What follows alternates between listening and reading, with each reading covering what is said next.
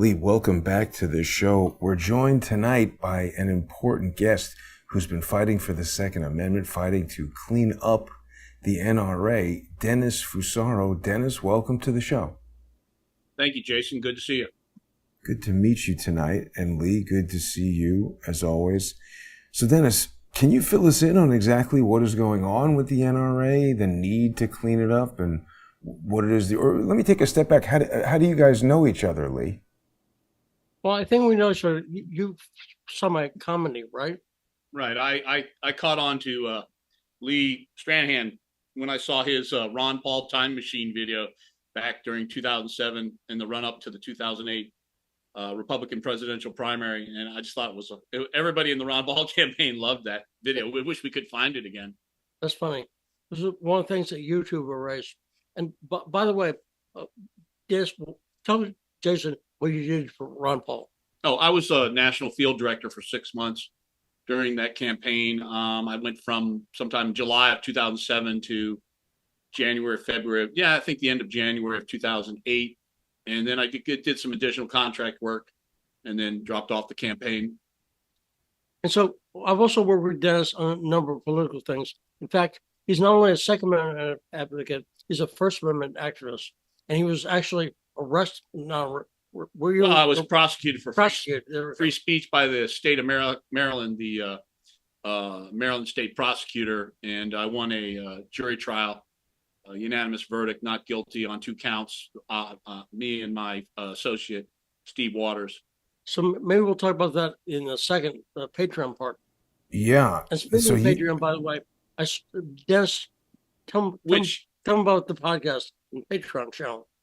We're going to be doing a podcast to hit various issues, obviously, first and foremost, Second and First Amendment or First and Second Amendment, and then a whole host of other issues that I think are linked together, including father's rights. Go ahead. I don't know if he looks at, but Dennis is actually older than me. Let me point out. And Dennis, how many grandkids do you have? Last count I had 23. Whoa. Maybe more than 25. I can't keep up with them. I know. Whoa. Holy right? cow. Yeah, that's a lot. I had 6 children. Some of my children are quite prolific. Yeah. Well, congratulations. So anyway, Dennis is going to be covering a lot of issues on the podcast and the Patreon channel, and including, what can we talk about where we're going Monday? Do you mind saying? No, I don't mind. Okay. Tell them where you're going on Monday, Dennis. Oh, I'm going down to Paraguay to work on my 10-year residency visa. I already have a short-term 2-year residency, so I'm basically an expat. That's very interesting. So, here comes one of my sons, by the way. So, tell us a little bit more about this wrongful prosecution. I think a lot of people are very concerned with lawfare these days. And certainly we've witnessed President Trump be victim of it. I've been a victim of it. What happened? What do we want to get into? I mean, you're fighting for the NRA. I don't mean to direct you away from that. What's the goal there? And well, actually, I would say 2 things in my life since 2010 have played into my understanding and my ability to impact what is happening in the NRA currently. Because one, back in 2011, I was hired by an attorney, a law firm, to go and sit in on the deliberations of a committee of the Uniform Law Commission dealing with this subject of charitable assets, which when we start talking about the NRA, that's going to be a big part of what's going on in the NRA. Okay, charitable assets. And then the second part is First Amendment retaliation. You've heard of the Vulo case? Well, I know what First Amendment retaliation is because I've experienced it. I experienced it by the state of Maryland.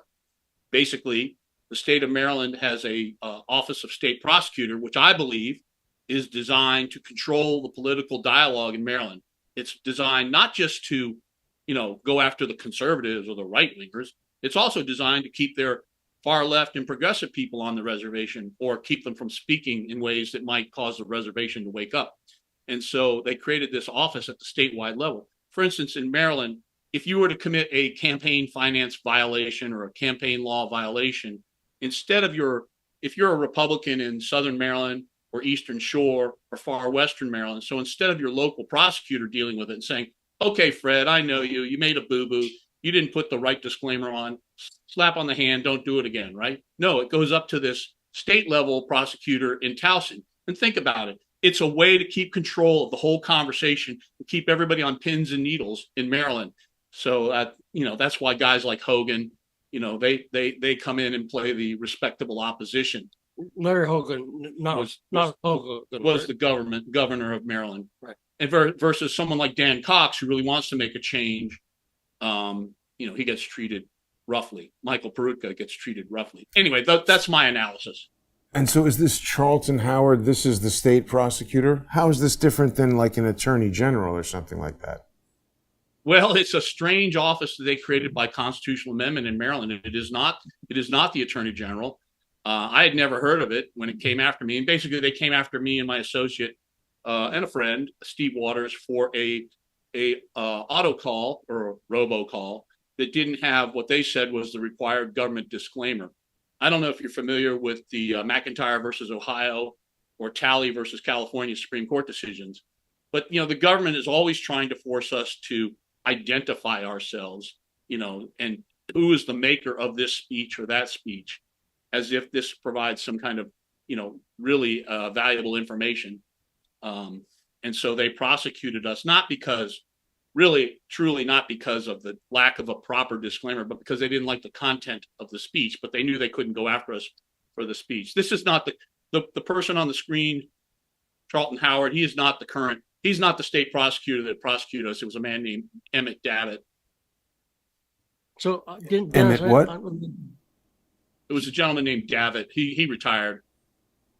Jason, have you ever worked on a political commercial? No. Okay, so I've done a few. One thing about those, the disclaimer, the part at the end that says this is paid for by so-and-so, you have to be really careful, because if the font's not the right size and they don't like your candidate, they'll bust you. That's what he's talking about.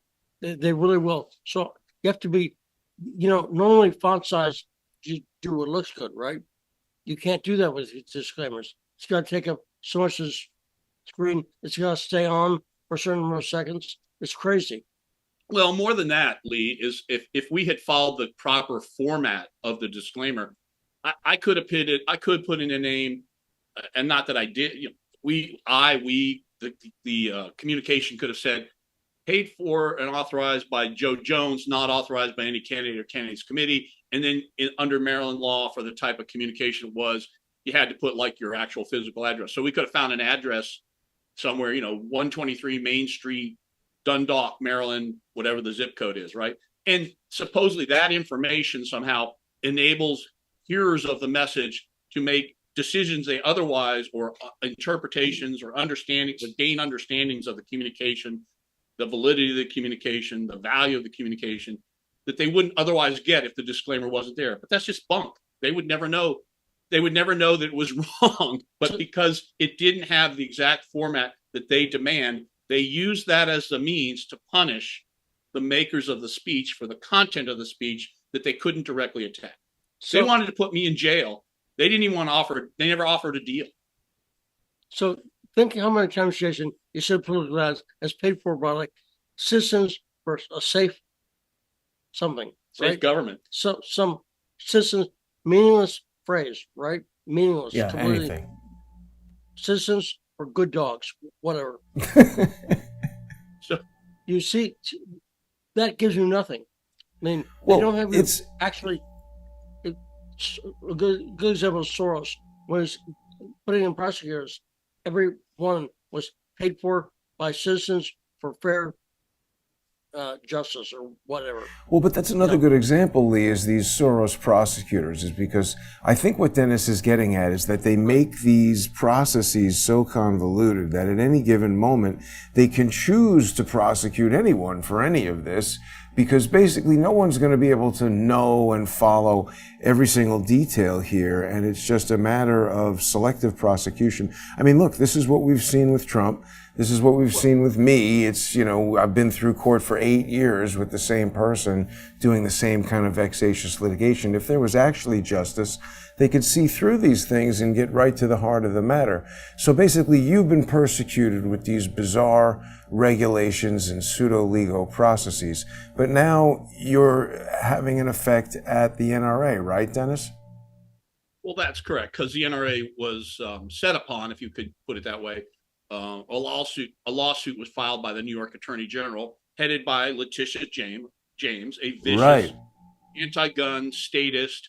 Yes, she's a leftist, anti-gun person who said a lot of nasty things about the NRA. The problem in this case is that the leadership of the NRA, headed by Wayne LaPierre, had actually done things and had taken actions that constituted malfeasance. The civil law equivalent, it gave Letitia James the civil law equivalent of probable cause in a criminal case to initiate this action. That raises a good point. Just be honest. Okay. Did you think when you heard about the did you think it was just bullshit lawfare at first? Because I did. I thought just the government was going after the NRA. It's just bullshit lawfare. Well, may I speak to that, lady? Let me say it my way, if I may. Yeah. Imagine that I'm a donor to the NRA, Dennis Fusarao, life member. I give the NRA an extra contribution of $100,000. I can't. Okay, let's say it's $1,000, and I want them to use it for the purposes and missions, outlined or listed in the bylaws, right? Well, so instead of the money being used for that, the money is used in ways, for instance, private flights for somebody's niece to go get hair appointments on chartered aircraft in Nebraska, or hundreds of thousands of dollars of suits in Orange County, or other things, or no bid contracts in violation of NRA bylaws and policy. Dennis, are those real examples? Yeah, those are real examples. And so, in other words, the members are giving their hard-earned money, and the people at the top. Do you remember T. Boone Pickens back in the 80s, the corporate raider? Yeah. He'd find a company that was no longer being run for the benefits of the stockholders. It was now being run for the benefit of the management. So it's the old principal agent problem we have all the time, and it requires vigilance. And in this case, people working inside the NRA blew the whistle and said things are happening that are not right. And they disclosed those things in such a way. There was a bogus bankruptcy filing in Texas. And this is where the New York Attorney General got their evidence to justify going into court. And the jury found Wayne LaPierre civilly, in the civil sense, guilty and owing the NRA $4.35 million. And they found that the NRA had failed in its fiduciary obligations to its donors. And this is where we get the idea of charitable assets. These are things entrusted to the leadership of the NRA, and the NRA went to the state of New York. I would like to get out of the state of New York, but the NRA went to the state of New York and said, give us this special privilege, the right to collect money and not pay taxes on it, for example, and have the corporate veil to protect us from certain forms of liability, right? So in exchange for that privilege from the state of New York, the NRA agreed to operate in certain ways. Personally, I would have gotten out of New York back in the 80s, but they didn't do that.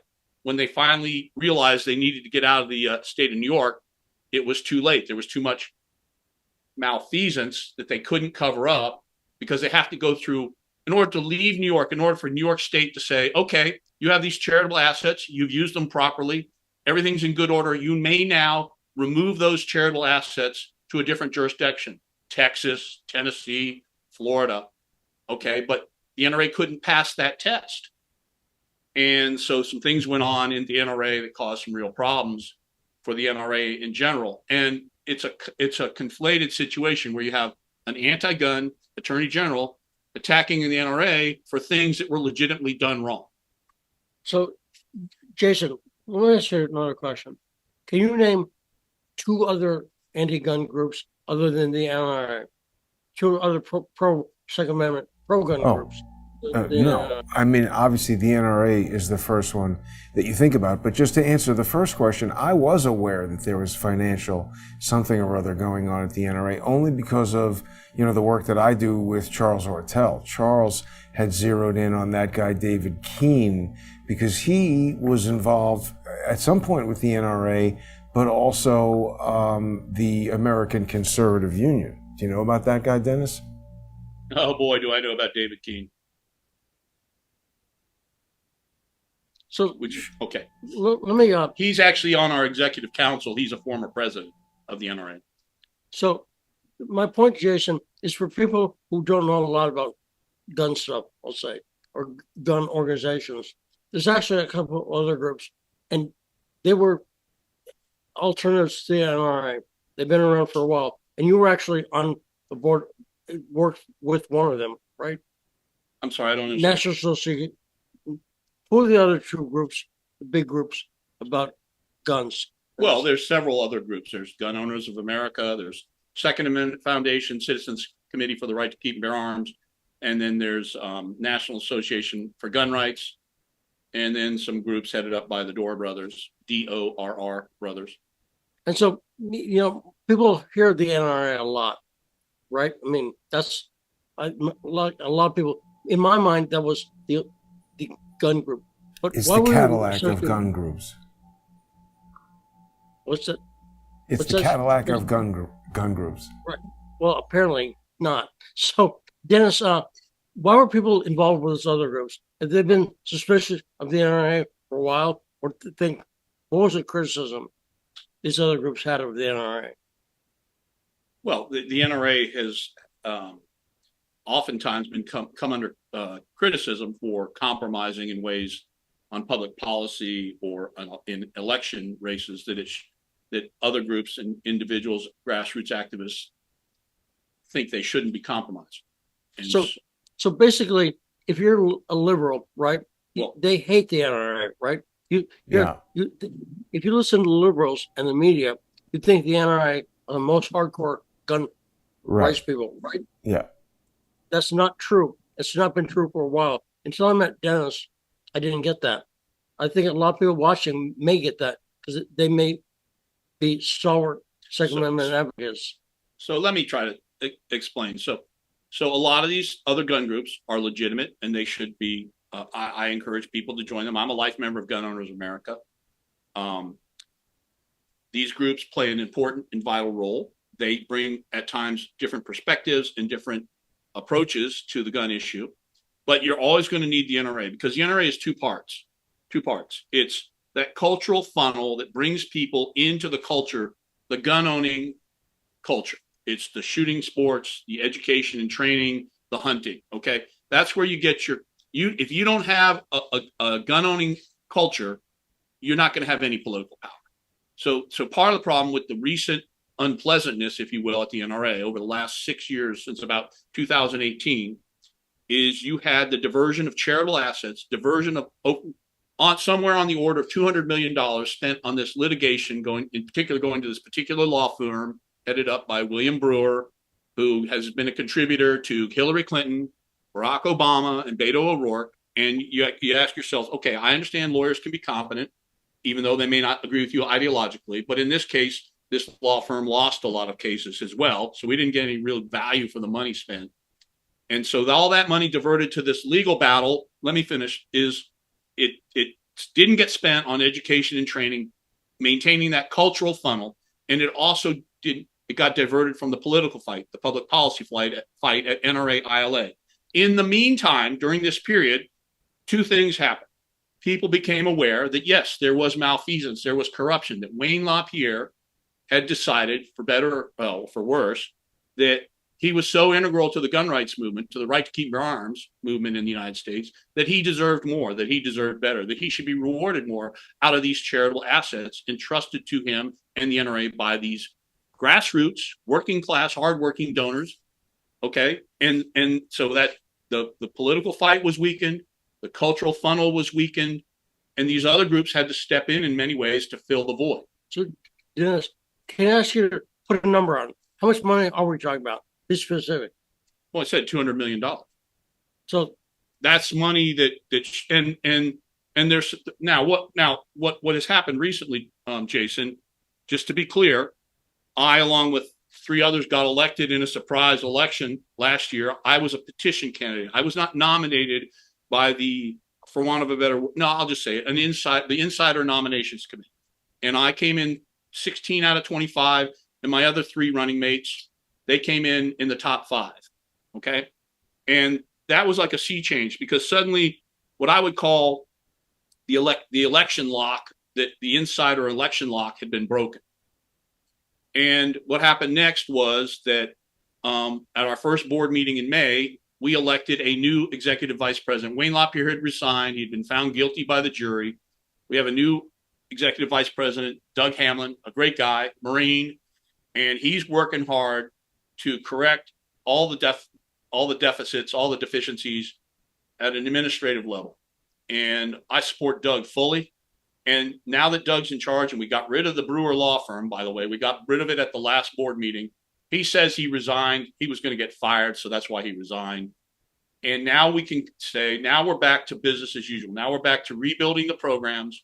And now we can have that discussion about how we do gun rights or right to keep bear arms public policy with the other groups. So I think you see why I want Dennis to have a voice. Because Dennis is dealing with very important issues that affect a lot of people, regular people, and voters who are Republican. And then money has been wasted. And Dennis is fighting. He's a pro-second rights, Second Amendment person, fighting for the right thing. You see what I'm saying? Absolutely. Just to share where I'm coming from. I mean, I was I was Gun Owners America director of state legislation for some 7 years, from the 90s into early 2001.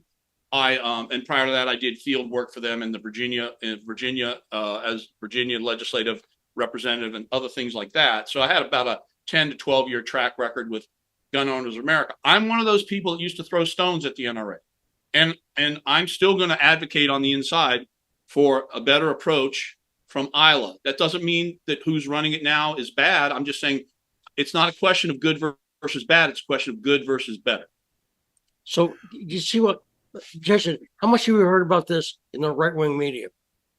Well, have you ever heard anything about this? Not very much. I mean, again, I've spoken with Charles about it, and all the things that Dennis is bringing up are just exactly the kind of things that, come to, red flags. This thing's got a huge amount of money coming into it as a 501c4, $196 million. 501c4s are sort of inherently suspicious because there's a lot of things about it where they don't have to tell you who's giving the money and whatnot.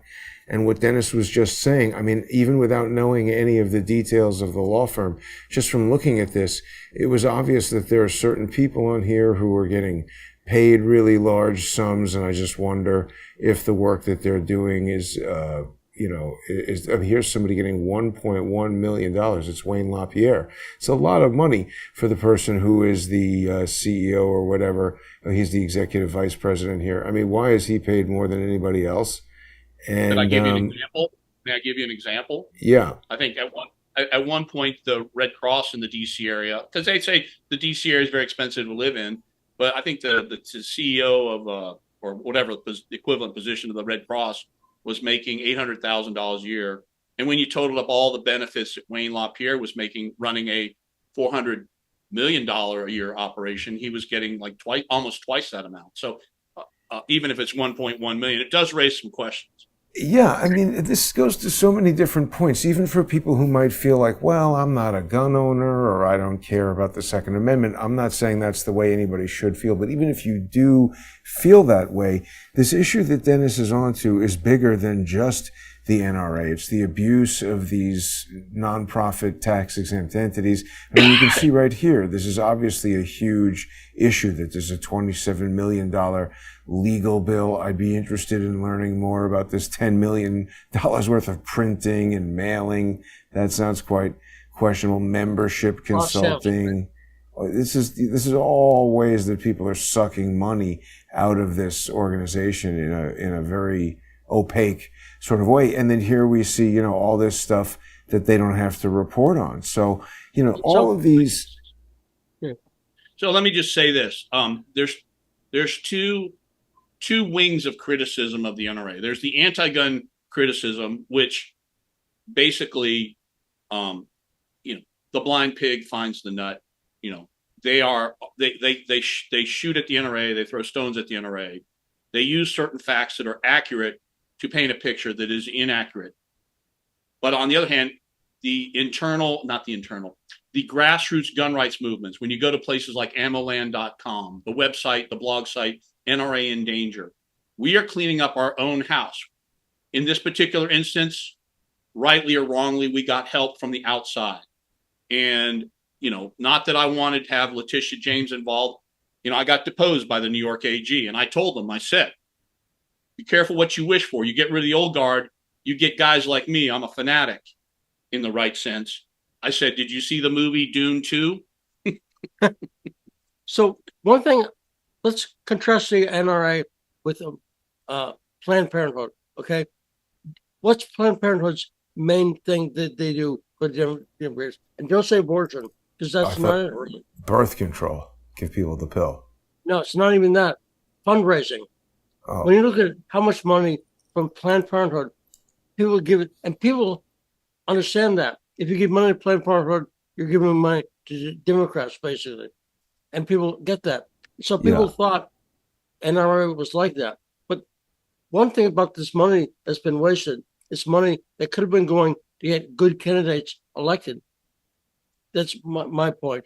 You see? So, am I right about that, Jim? You're right. So let me try to wrap it up for you, Jason, just to sum it up. I got elected in the election that occurred prior to May of 2024. I got elected with Rocky Marshall, Phil Journey, who's a family law judge and a former state senator from Kansas, and Jeff Knox, the son of former NRA First Vice President Neil Knox, who fought this battle in the 90s against Wayne and lost back then when they were overwhelmed because of the use of Charlton Heston. Be that as it may, my main goal since I got elected, and I characterize myself as sort of like the dog that caught the bus, and I've been drinking from a fire hose ever since trying to figure out what's going on here because I did not expect to get elected. Once I got on the board, my number one focus was getting rid of the Brewer law firm, which was sucking the lifeblood financially out of the NRA. Now that we've accomplished that, we can move on to other business. There's some cleanup that needs to be done. There's the question of indemnification, that the monies that were paid to Wayne LaPierre for his legal defense, somewhat on the order of $8.3 to $8.5 million, which was improperly given to Wayne LaPierre in violation of New York state law. That's my opinion. Wait a minute. You're saying $8 million spent on the legal defense of Wayne LaPierre separate from anything to do with the NRA? Right. What was that about? No. If you go to New York State Nonprofit Corporation Law, section 721 through 726, and you read what has to be done in order to indemnify an officer or a board member or an employee of the NRA or a nonprofit, when there's a lawsuit and they are named in the lawsuit personally, that procedure was not properly followed. Monies were given to Wayne LaPierre up until he was found guilty in the civil sense by the jury in that civil action back in February of 2024. He resigned. 8 million? 8.3 million roughly. Mm-hmm. That's amazing. See, so there may be other things. So, you know, that's him going to New York, his attorney. Are we planning to continue our conversation here on the sponsor exclusive segment on Patreon, or what do you want to do, Lee? Yeah. I want to go to Patreon. Let me say one thing before we go over there. Mm-hmm. I think is to see why I thought this is a great story to do on Patreon and on a podcast. It's very complex. And you've seen my work in Ukraine. What I want Dennis to be able to do is to lay out the pieces. A lot of names people don't know, right? A lot of these names people don't know. Well, you'll know them if you subscribe to the podcast and the Patreon. We're going to lay this out step by step by step. You see what I'm saying, Jason, about the approach? Yeah. Well, and also everything you're talking about with the millions of dollars being spent on lawsuits and the struggle to get rid of the Brewer law firm. This is the essence of lawfare. It's not just bringing these problematic lawsuits. It's entrapping you with law firms that they control, that they can sabotage the case. We're going to talk about it when we come back. Stay with us, everybody. I'll put it like this, Jason. Do you think Planned Parenthood would give a dime to like Tom Fitton or someone like that? Do you think they'd put him on payroll? That's how outrageous this is. Yeah, it is. Money from regular Americans. Again, I'm not a gun guy because bad eyesight. I'd kill people accidentally. but when I heard about this story, I said, this story really needs to be told. And the reason I mentioned the money that they took is that's why Republicans losing sometimes, because the money was taken. Do you see what I'm saying? I'm not saying that there was a goal to hurt Republicans, but they enriched themselves at donor expenses. Yeah, Makes well, sense. we'll continue talking about all the details. There's a lot here. We'll be back in just a few minutes. People can join us on patreon.com/Stranahan and on odyssey.com. Actually, you know, Odyssey is changing their payment processor, so people probably shouldn't join. It's changing February 3rd, but you can still join for free, and there's a huge library there. The videos aren't going anywhere. And also people can go to crowdsourcethetruth.substack.com or subscribestar.com or